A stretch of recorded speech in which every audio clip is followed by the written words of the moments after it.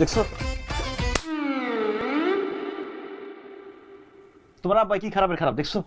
একটা ভাঙ্গা চোরা টিনের ঘরে থাকতে দিল, একটা ফ্যানও নাই, আজকে খালি মশারি দিছে, তাও সিরাবিরা। এই ঘরের ভাড়া বলে 5,000 টাকা।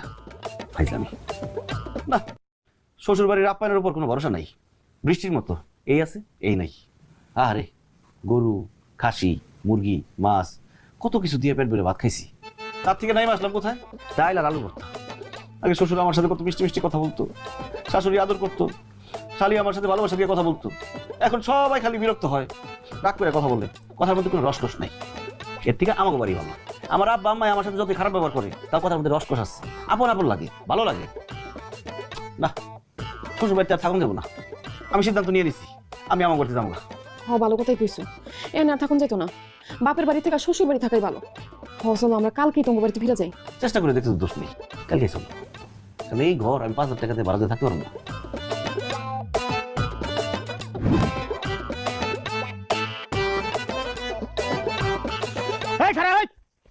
তুই বাড়িতে ঢুকছস কেন? কে তুই?